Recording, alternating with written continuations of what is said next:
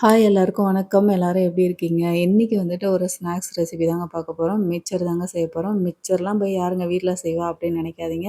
ரொம்ப ஈஸியா செய்திடலாம். அதுவும் ஹெல்த்தியா செய்யலாம். கண்டிப்பா நீங்க ஒரு தடவ செஞ்சுட்டீங்கன்னா, அதுக்கு அடுத்தது அடுத்தடுத்து வீட்ல செய்ய ஆரம்பிச்சுருவீங்க. இதுக்கு என்னென்ன தேவை அப்படின்றத நம்ம பார்த்துக்கலாம். இப்போ 2 கப் அளவுக்கு கடலை மாவு எடுத்திருக்கோம்.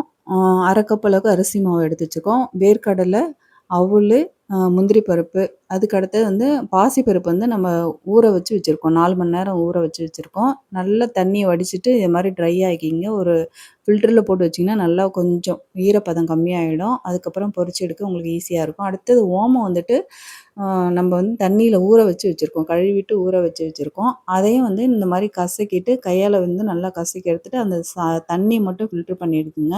ஏன்னா நம்ம வந்து ரொம்பவும் கம்மியான குவான்டிட்டி தான் செய்ய போறோம்.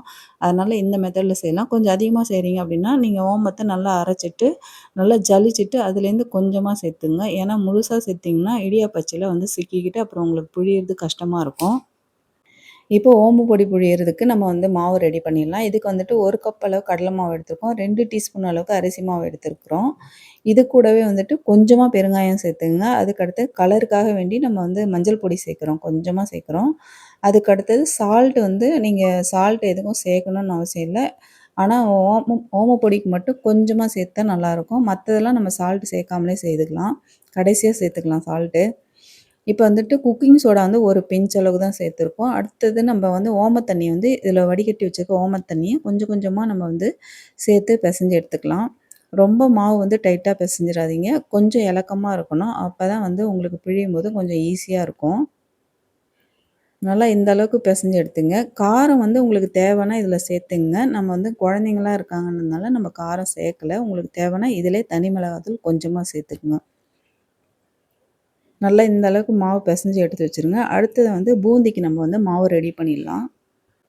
இப்போ நம்ம பூந்திக்கு வந்து மாவு ரெடி பண்ணிடலாம். இதுக்கு வந்துட்டு 1 கப் அளவுக்கு கடலை மாவு எடுத்திருக்கோம். 2 டீஸ்பூன் அளவுக்கு அரிசி மாவு எடுத்திருக்கோம். இதுலயும் வந்துட்டு நீங்க கொஞ்சமா வந்து பெருங்காயம் சேர்த்துங்க. அதே மாரி கொஞ்சமா வந்து மஞ்சள் பொடி சேர்த்துக்கலாம். கலருக்கு தான். நீங்க மிளகாத்தூள் தனி மிளகாத்தூள் சேர்க்கணும்னா சேர்த்துங்க. நாங்க வந்து குழந்தைங்க சாப்பிடணுன்றதுனால நான் காரம் வந்து சேர்க்கல இதுல. எதுலயுமே காரம் சேர்க்கல. அடுத்தது குக்கிங் சோடா வந்து லைட்டா சேர்த்தா போதும். இப்ப எல்லாத்தையும் ஒண்ணு போல நல்லா மிக்ஸ் பண்ணி விட்டுக்குங்க. மிக்ஸ் பண்ணி விட்டுட்டு தண்ணி சேர்த்துட்டு நல்லா தோசைக்கும் கொஞ்சம் திக்னஸ் இருக்கிற மாரி நம்ம மாவு வந்து கரைச்சி எடுத்துக்கலாம். நம்ம தோசை பதத்துக்கு எந்த அளவுக்கு மாவு கரைப்போமோ, அத விட கொஞ்சம் திக்னஸா இருந்தா போதும். இப்போ ஒரு வாணல்ல நம்ம எண்ணெய் ஊத்திக்கலாம். நம்ம ரீஃபைண்ட் ஆயில் தான் சேர்த்துருக்கோம். இதில வந்துட்டு நம்ம இடியாப்ப அச்சு வந்து நம்ப இருந்ததுன்னா, அதில போட்டு வந்து ஓமப்பொடி புழிஞ்சு எடுத்துங்க. அப்படி இல்லன்னா, இந்த மாரி முறுக்கு குழல் இருந்ததுன்னா, அதில இடியாப்ப அச்சு சேர்த்துட்டு, நீங்க வந்து இந்த மாரி மாவு வந்து 2ஆ பிரிச்சு எடுத்துட்டு, பாதி பாதியா சேர்த்துட்டு, அ ஓமப்பொடி புழிஞ்சு எடுத்துக்கங்க. ஓமப்பொடி புழியறது கொஞ்சம் கஷ்டமா தான் இருக்கும். நல்லா ப்ரெஷர் குடுத்து புழிஞ்சு எடுத்துக்கங்க. இந்த மிக்சர்லயே வந்து இந்த ஓமப்பொடி தாங்க கொஞ்சம் கஷ்டமான வேலை. இது ஏன்னா கொஞ்சம் பிழியறதுக்கு கொஞ்சம் கஷ்டமா இருந்தது. மத்தபடி மத்ததெல்லாம் கொஞ்சம் சுலபமா செஞ்சிடலாம் நம்ம. இப்ப இந்த ஓமப்பொடி புழிய ஸ்டார்ட் பண்ணீங்கன்னா, இதிலயே தான் கவனம் இருக்கணும் உங்களுக்கு. ஏன்னா உடனடியா அது வந்து தீ தீஞ்சு போறதுக்கு வாய்ப்பு இருக்கு. அதனால பார்த்து கேர்ஃபுல்லா வந்து திருப்பி போட்டு உடனே திருப்பி போட்டு எடுத்துருங்க. 2 தடவ திருப்பி போட்டு அப்படியே எடுத்துருங்க. அது சீக்கிரமாவும் வெந்துரும் உங்களுக்கு. இந்த ஓமப்பொடி மட்டும் ரெடி ஆயிடுச்சுன்னா, மீதியெல்லாம் நம்ம வந்து குயிக்கா செய்து முடிச்சிடலாம். இதே மாரி எல்லா ஓமப்பொடியும் நம்ம புழிஞ்சு எடுத்துக்கலாம். பாருங்க நல்லா மொறு மொறுன்னு இருக்கு பாருங்க. இப்ப எல்லாத்தையும் மீதி இருக்கிற நம்ம மாவையும் இந்த மாரி புழிஞ்சு எடுத்து வச்சிடலாம்.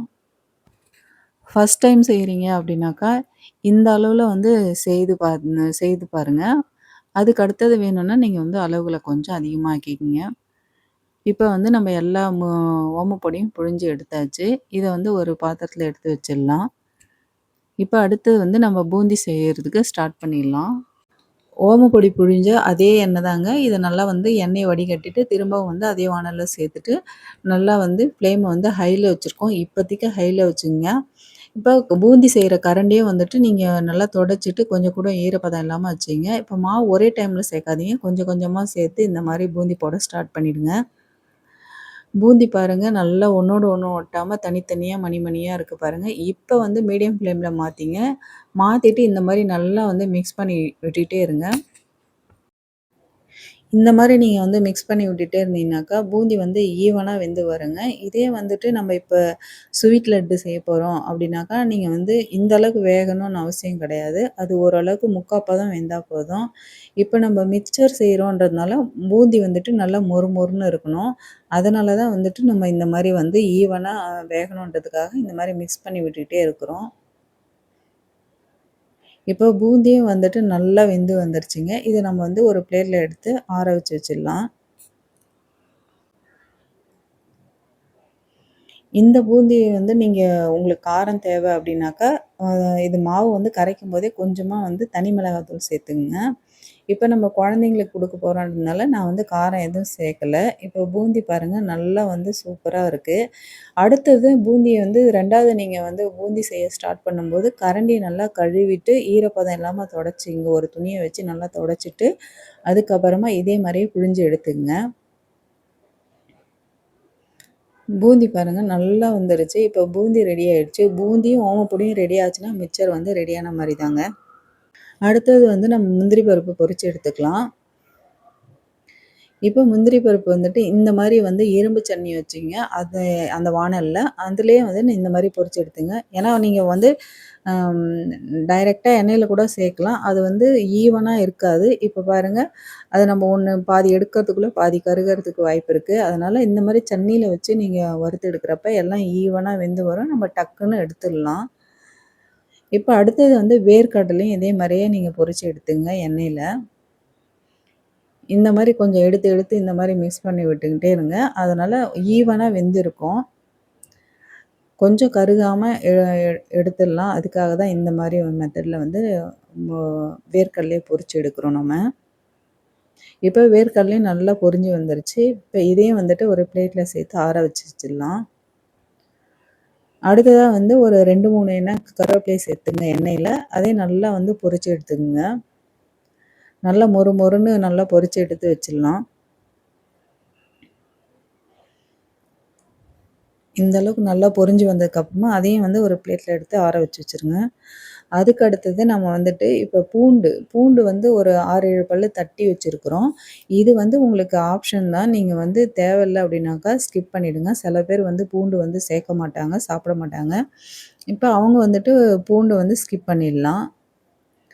இப்போ பூண்டு பொரிச்சு எடுத்துட்டு, நம்ம அடுத்ததா வந்துட்டு அவுல் வந்து பொரிச்சு எடுக்கிறோம். அவுல் வந்து உடனே பொரிஞ்சிரும். அதனால நீங்க எண்ணெயில சேர்த்தீங்கன்னா எடுக்கவே முடியாது. எடுக்கிறதுக்குள்ள அது தீயறதுக்கு வாய்ப்பு இருக்கு. அதனால இதே மாரி இந்த இரும்பு சன்னியிலே வச்சுட்டு, நீங்க இந்த மாரி பொரிச்சு எடுத்துருங்க. உடனே பொரிஞ்சு வந்துரும். இதெல்லாம் வந்து ஈஸியான வேல தான் உங்களுக்கு. அ அடுத்தது வந்து நம்ம பாசிப்பருப்பு வந்து நல்லா ஊற வச்சு, ஓரளவுக்கு தண்ணிலாம் நல்லா வடிச்சுட்டு, கொஞ்ச நேரம் ட்ரை ஆக்கிட்டு, அத நம்ம வந்து இப்போ பொரிச்சு எடுத்துருக்குறோம். நீங்க கொஞ்சம் பெரிய சைஸா எடுத்துக்கங்க பாசிப்பருப்பு. அப்போ வந்து நல்லாயிருக்கும் உங்களுக்கு பார்க்கறதுக்கு. அதுக்கு பதிலா சாரப்பருப்பு கூட சேர்த்துக்கலாம். நீங்க அவலுக்கு பதிலா கார்ன்ஃப்ளேக்ஸ் கூட நீங்க பொரிச்சு எடுத்துக்கலாம் நீங்க. இப்ப எல்லாத்தையுமே நம்ம ரெடி பண்ணியாச்சு. இப்ப எல்லாத்தையும் நம்ம ஒண்ணு சேர மிக்ஸ் பண்ணணும். அதுதாங்க வேல. சூப்பரா எல்லாத்தையுமே பொரிச்சு எடுத்தாச்சு பாருங்க. இப்ப நம்ம ஓமப்பொடிய மட்டும் நல்லா வந்து கையால வந்து நொறுக்கி விட்டுக்கலாம். இப்ப இந்த மிக்சர பொறுத்தவரைக்கும் நம்ப என்ன சேர்க்கணும்னு நெனைக்கிறோமோ, அத சேர்த்துக்கலாங்க. அதாவது இப்ப முந்திரிக்கு பதிலா ஆ வேர்க்கடலை நெறைய கூட சேர்த்துக்கலாம். முந்திரி தான் சேர்க்கணும்னு அவசியம் கிடையாது. திராட்சை கூட சேர்த்துக்கலாம். அதையும் எண்ணெயில பொரிச்சுட்டு இது கூட சேர்த்துக்கலாம். அதுக்கு அடுத்தது வந்துட்டு பாசிப்பருப்புக்கு பதிலா நீங்க சாரப்பருப்பு கூட இதே இதே மெத்தட்ல சேர்த்துக்கலாம். அதுக்கப்புறம் அவலுக்கு பதிலா கார்ன்ஃப்ளேக்ஸ் இதெல்லாம் சேர்த்துக்கலாம். பொட்டுக்கடலை கூட எண்ணெயில வந்து பொரிச்சு எடுத்துட்டு இதோட சேர்த்துக்கலாம். இந்த மாரி நெறைய ஆப்ஷன் இருக்குங்க. நம்மளோட விருப்பம் தான் நம்ம என்ன சேர்க்கணுன்றதெல்லாம். உங்களுக்கு எது விருப்பமோ அத சேர்த்துக்கங்க. முந்திரி தான் சேர்க்கணும்னு நான் சொல்ல மாட்டேன். அதுக்கடுத்தது வந்துட்டு இப்ப நம்ம வந்து இது பூந்தி, அதுக்கடுத்தது வேர்க்கடலை, அவுலு இது எல்லாத்தையும் சேர்த்து நல்லா இந்த மாரி மிக்ஸ் பண்ணி விட்டுங்க. கடைசியா வந்துட்டு நம்ம இப்ப வந்து பாசிப்பருப்பு, கருவேப்பிலையும் சேர்த்துக்கலாம். இது ரொம்ப கொஞ்சம் சின்ன சைஸ்ன்றதுனால உங்களுக்கு வந்துட்டு அம் இந்த மாரி இருக்கு. கொஞ்சம் பெரிய சைஸா இருந்தா இன்னும் பார்க்கறதுக்கு பார்வையா இருக்கும். அதனால கொஞ்சம் பெரிய சைஸ் பாசிப்பருப்பு எடுத்துங்க. இந்த மாரி நல்லா ஈவனா மிக்ஸ் பண்ணி விட்டுங்க. அதுக்கு அடுத்தது இதில வந்து இந்த மிக்சருக்கு தேவையான அளவு சால்ட்டு சேர்த்துக்கலாம். நம்ம வந்து சால்ட் வந்து எதுலயும் சேர்க்கல, ஓமப்பொடி தவிர. உப்பு மட்டும் சேர்க்கும்போது கொஞ்சம் கொஞ்சமா சேர்த்துங்க. டேஸ்ட்டு பார்த்துட்டு கூட சேர்த்துங்க. ஏன்னா அதிகமா ஆயிடுச்சுன்னா அப்புறம் ஒண்ணும் பண்ண முடியாது. அதே மாரி உங்களுக்கு காரம் எந்த அளவுக்கு தேவைன்னு பார்த்து அதுக்கு தகுந்த மாரி வந்து தனி மிளகாத்தூள் சேர்த்துங்க. நாம குழந்தைங்களுக்கு குடுக்கணுன்றதுனால நம்ம வந்து காரம் வந்து நான் எப்பயுமே அதிகமா சேர்க்க மாட்டேன். பாருங்க, இப்போ வந்து சூப்பரா வந்து மிக்சர் வந்து ரெடி ஆயிடுச்சு. நம்ம வீட்லயே இந்த மாரி ஹெல்த்தியா செய்து சாப்பிடலாங்க. இந்த எண்ணெய் வந்து நான் அதுக்கப்புறம் எதுக்குமே யூஸ் பண்ணல. அதனால சொல்றேன், நம்ம கடையில வந்து திரும்ப திரும்ப பொரிச்சதுலே தான் பொரிப்பாங்க. இந்த மாரி உங்களால டைம் கிடைச்சதுன்னா, நீங்களும் கண்டிப்பா இந்த மாரி மிக்சர் வந்து வீட்லயே ரெடி பண்ணிக்கங்க. ஒரு தடவ செய்து பாருங்க. உங்களுக்கு அதுக்கப்புறம் ரொம்ப ஈஸியா இருக்க மாரி இருக்கும். அதனால அ வீட்லயே ட்ரை பண்ணி பாருங்க. இந்த வீடியோ எப்படி இருந்ததுன்னு சொல்லிட்டு கமெண்ட்ல சொல்லுங்க. இந்த வீடியோ பிடிச்சிருந்தா லைக் பண்ணி ஷேர் பண்ணுங்க. எங்க பிகே மாம்ஸ் கிச்சன் சேனல அப்படியே சப்ஸ்கிரைப் பண்ணிக்கங்க. ரொம்ப நன்றி.